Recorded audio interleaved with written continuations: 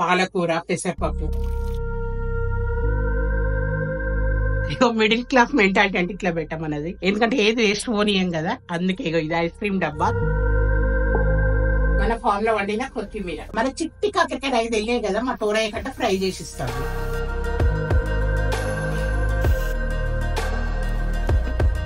ఈ video రాందడే comment చేయండి బేట. ఈ పిక్చర్స్ మీకు కావాలా, అమ్మ చేతి వంట టేస్ట్ చూడాలా, ఎందుకంటే ఆలుగడ్డ సీజన్ అయిపోద్ది, మళ్ళా ఎండలింట పోతాయి, అందుకని మనకి కామెంట్ చేయండి బేట.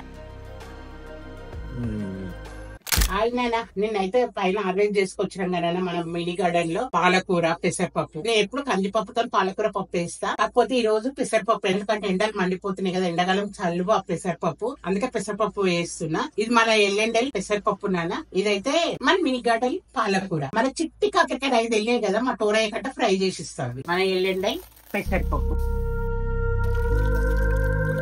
కొంచెం పసుపు, కొద్దిగా ఆయిల్ వేసేసి పెట్టేద్దాం. నేను పాలకూర ఎక్కువనే తీసుకుంటున్నా బేట, కర్రీ చేద్దామని కట్ చేసిన, కాకపోతే మా టోనయ్య ఈ పప్పు అడిగిండు కాబట్టి పప్పు వేసేద్దాం.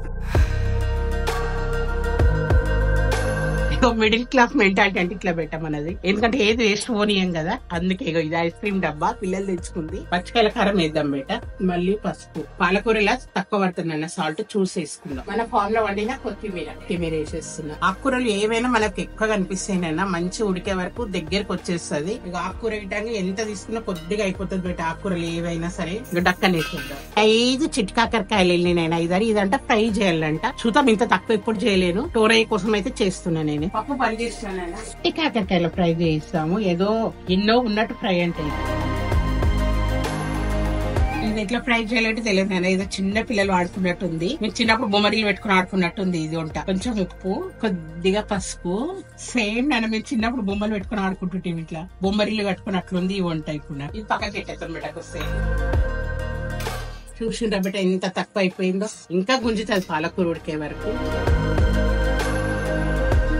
సేమ్ బిడ్డ మన దావస్తా ఫంక్షన్లలో తింటాం కదా పాలకూర పప్పు, అలా రావాలంటే కందిపప్పు ఒక గ్లాస్ సగం కందిపప్పు తీసుకుంటే, ఏ క్వాలిటీ అయినా ఒక చిన్న గ్లాస్ శనగపప్పు తీసుకొని చేస్తే సేమ్ ఇలా చేయడమే, కాకపోతే పప్పు మారుతుంది, అది మనం చూసుకోవాలి.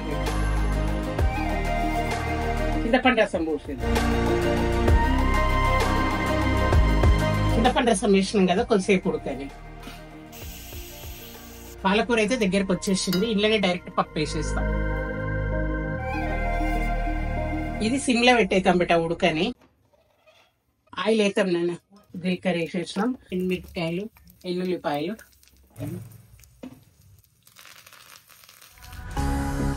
పప్పు రెడీ. ఎందుకంటే పప్పే ఉండాలి నాన్న టేస్ట్. గా పెసరపప్పు కనిపిస్తుంది కదా, మంచిగా ఉడికింది, కాకపోతే టేస్ట్ బాగుంటది. ఇట్లా పోపేసేద్దాం. మన మినీ గార్డెన్ లో పాలకూర, మన ఎల్లుండి పప్పు, చింతపండు అన్ని కలగలిపితే పోపు వేసుకుంటే సూపర్. మీరు ట్రై చేసి చెప్పండి బేట ఎలా వచ్చింది, ఒకసారి కామెంట్ లో పెట్టండి. పని కుదిరింది నాన్న.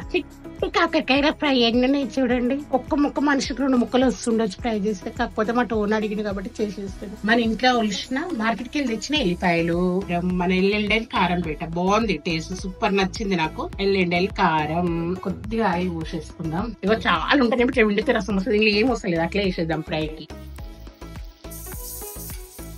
కొద్దిగా ఉప్పు వేసేసినా, ఇది దంచుదాం. పేపాకు వేసేసినా, ఇగో ఈ పొడి గిట్టంగా వేసేద్దాం. స్టవ్ కట్టేసిన బేట, మనం ఈ గడ చిట్టి కాకరకాయ ఫ్రై అయితే చేసేసిన బేట. అమ్మకి టేస్ట్ చూడడం అలవాటు కదా, సూపర్, చాలా సూపర్ అయిందన్న. పెట్టాలి అర్థం కాదు. కాకరకాయ ఫ్రై.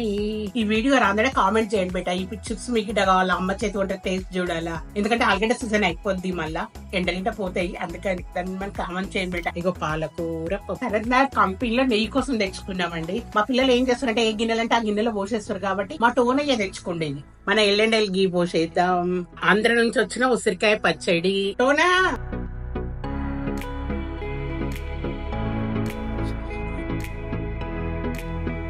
మినీ గార్డెన్ అంటే చేసేసింది పాలకూర పప్పు, ఉసిరికాయ పచ్చడి, పొటాటో చిప్స్, తెలంగాణ నాటు స్టైల్. ఇది దీని చిట్టి కాకరకాయ ఫ్రై, వైట్ రైస్ అండ్ నెయ్యి దండిగా పోసుకోవాలి. గిన్నె చాలా యూజ్ అవుతుంది.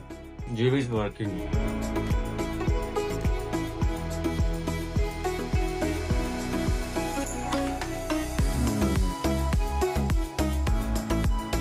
లంచ్. ఆసమ్. సూపర్.